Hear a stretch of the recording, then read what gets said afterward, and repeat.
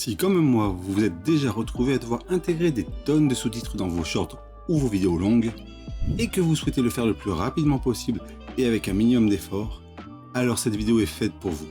Aujourd'hui, je vais vous montrer comment ajouter des sous-titres automatiquement dans vos vidéos avec DaVinci Resolve. Et vous verrez à quel point cela peut booster votre productivité et vous faire gagner un temps précieux. Je suis LoNFR et je monte des vidéos sur YouTube depuis plus de 4 ans à l'heure où celle-ci est publiée. Tout d'abord, vous aurez besoin de deux choses pour intégrer des sous-titres. Un logiciel de montage. Moi, j'utilise DaVinci Resolve de Blackmagic Design. D'ailleurs, si vous ne connaissez pas encore DaVinci Resolve, c'est un logiciel de montage vidéo gratuit et très puissant qui peut vraiment améliorer votre flux de travail. Il existe une version studio qui est payante et dont les fonctionnalités liées à l'IA vous permettront de booster encore plus votre productivité si vous le désirez. Mais pour utiliser la fonctionnalité qui nous intéresse aujourd'hui, et pour la majorité des gens, la fonction gratuite est amplement suffisante. Je vous mets le lien dans la description pour ceux qui veulent télécharger le logiciel. Maintenant que vous avez le logiciel, il vous faut une vidéo. Moi, j'ai choisi l'extrait que voici. Je préfère quand c'est un peu trop plus moins calme.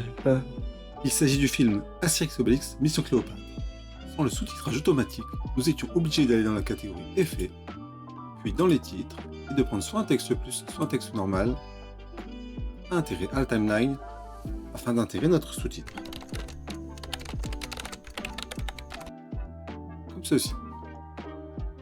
Mais nous allons faire autrement. Je supprime le sous-titre, je sélectionne mon clip, je vais dans la partie timeline, créer des sous-titres, je choisis la langue, le nombre maximal de caractères, le nombre de lignes, simple ou double, ainsi que le décalage entre l'apparition des sous-titres et l'image. J'appuie sur créer, je laisse DaVinci Resolve analyser le tout et voyons ce que ça donne. C'est trop calme. J'aime pas trop beaucoup ça. Je préfère quand c'est un peu trop plus moins calme.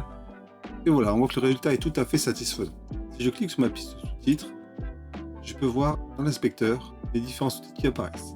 J'ai la possibilité de les modifier, au cas où DaVinci se serait trompé. Et dans l'onglet Pistes, je peux personnaliser l'ensemble de mes sous-titres, c'est-à-dire changer la police, son style, sa couleur,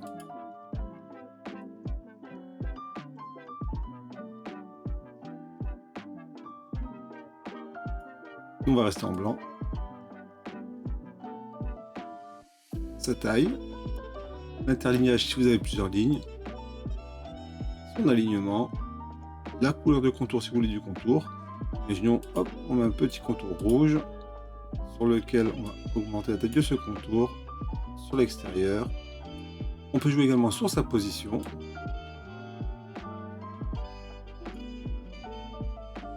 Le zoom, son opacité, les ombres portées que nous pouvons rajouter. On peut également ajouter un arrière-plan, ce qui fait déjà pas mal de possibilités de personnalisation. On peut remarquer que l'ensemble des sous-titres possède désormais le même esthétisme. Mais si l'on veut personnaliser une seule partie de nos sous-titres, c'est également possible. Il suffit de sélectionner le sous-titre qu'on veut changer.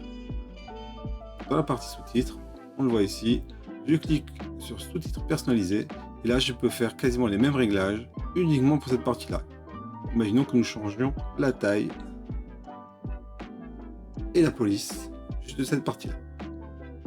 On vérifie et on voit que autour, les autres sous-titres, eux, n'ont pas changé au niveau de la personnalisation. Maintenant que vous avez créé vos sous-titres, il ne vous reste plus qu'à les exporter. Et pour y parvenir, il vous suffit d'aller sur l'onglet d'exportation qui se trouve juste ici. Là, vous rentrez votre fichier de destination, votre nom, vos différents paramètres sur la partie de Custom Export. Puis dans la partie sous-titrage, je clique sur exporter les sous-titres, je les incruste à ma vidéo, j'ajoute à ma liste d'export et je n'ai plus qu'à rendre la vidéo. N'oubliez pas de vous abonner à la chaîne pour ne rien manquer des prochaines astuces pour vous faire gagner en qualité et en productivité. Et si vous avez des questions, posez-les en commentaire, je me ferai un plaisir d'y répondre.